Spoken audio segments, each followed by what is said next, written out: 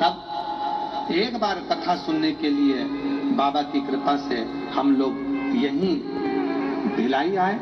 बाबा की कृपा से हमने कथा श्रवण करी। मेरे पति मुझे कथा में छोड़ने के लिए आए थे और बाबा की ऐसी कृपा हुई कि उनका मन कथा में लग गया।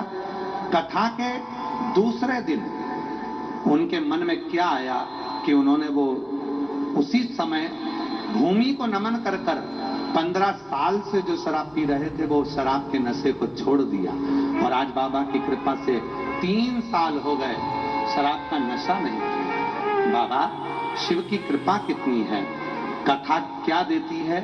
बाबा पति ने तो शराब छोड़ दिया और मेरे बेटा जो मुझे लेने के लिए यहाँ आया था उसने एक दिन की कथा आखिरी दिन की सुनी थी और बाबा की कृपा ऐसी रही कि आज मेरे बेटे का इंडियन आर्मी में नौकरी भी लग गया। मैं बाबा को यहाँ प्रणाम करने के लिए आया, बाबा को नमन करने के लिए। शिव शिव है, शंकर शंकर। आप आज विराम की कथा श्रवण करने के लिए आए हैं, कथा को सुनने के लिए आए हैं। जिस भावना से, जो भाव से, बाहर का भी खोलो, जिस भावना से आप कथा को श्रवण करने के लिए आए हैं, बाबा देवाधिदेव महादेव आपकी वो कामना पूर्ण करेगा और आपकी झोली खुशियों से भरेगा। जो जैसी भावना वो ऐसा ही बनता। बोलो बोलो सब बोलो। नहीं खाली उसे लौटाया वो मन ही मन हर्षाया और कर दिया माला माल काशी मारे लुटा दिया भंडार काशी मारे लुटा दिया भंडार काशी मारे लुटा दिया भंडार काशी मारे वो कर दिया माला माल काशी मारे लुटा दिया भंडार काशी मारे। जिस कामना से आए हो वो कामना आपकी सफल हो। कफलक ऋषि ने जो तप किया, साधुता बहुत बहुत माननीय मुख्यमंत्री जी की एक बार जोरदार करतल ध्वनि देकर साधुता। कफलक ऋषि ने जो तप किया, कफलक ऋषि ने जो साधना करी,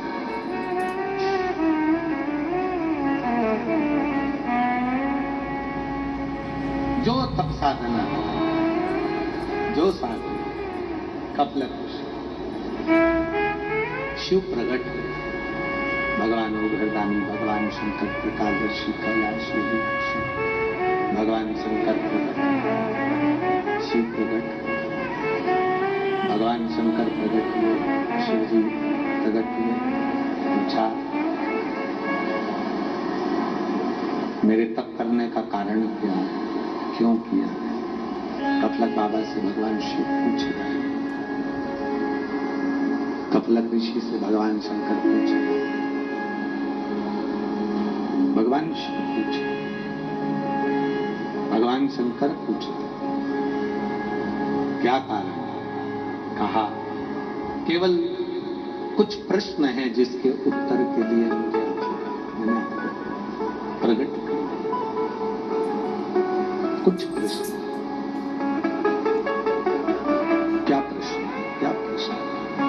कहा बाबा इस प्रश्न, मेरा एक प्रश्न है कि संसार में जब मनुष्य जन्म लेता है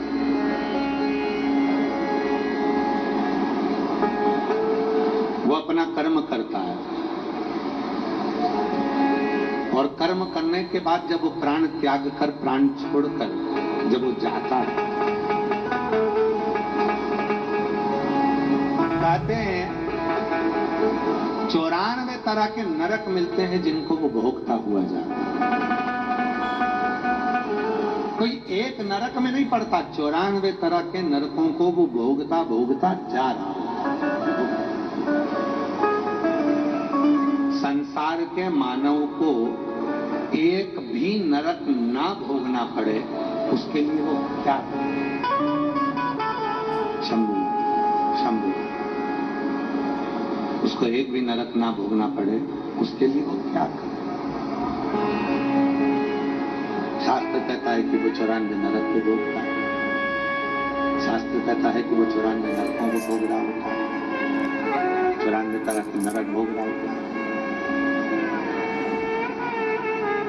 वो मनुष्य, वो जीव जब प्राण छोड़कर जाए, प्राण छूटे, जब वो प्राण छोड़कर जाए तो उसको एक भी नरक ना भोगना पड़े, उसको एक भी नरक ना भोगना पड़े, क्या करा जाए? भगवान ओगरदानी मुस्कुराए और मुस्कुराकर उन्होंने उत्तर दिया। हमने एक बार पहले भी कहा था कि कोई प्रश्न हो जिंदगी का, कोई प्रश्न हो, उसका उत्तर हमेशा मुस्कुरा के ही देना चाहिए। दुनिया की आधी चिंता का हल है आपके चेहरे की मुस्कुराहट,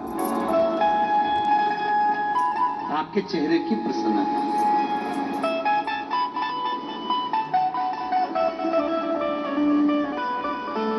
जीव जब प्राण छोड़ता है 94 तरह के नरकों को भोगता है, और 94 तरह के नरक को भोगने के बाद फिर जीव 94 तरह के नरक को भोगने के बाद में फिर वो जीव जाता है। उस जीव को 94 तरह के नरक भोगना ही नहीं पड़े, उसके लिए क्या करें? क्या करें उसके लिए कि उसको 94 तरह के नरक ही ना भोगना पड़े? शिव जी ने कहा कि कपलक जी, उसका एक साधन नाम जप, केवल नाम। चाहे तुम राम नाम जप लो, चाहे तुम कृष्ण नाम जप लो, चाहे तुम शिव नाम जप लो, तुम्हारी मर्जी पड़े जो जपो, पर यदि नरक से छूटना है, नरक से यदि छूटना है तो भगवान के मंत्र जाप करना ही पड़ेगा।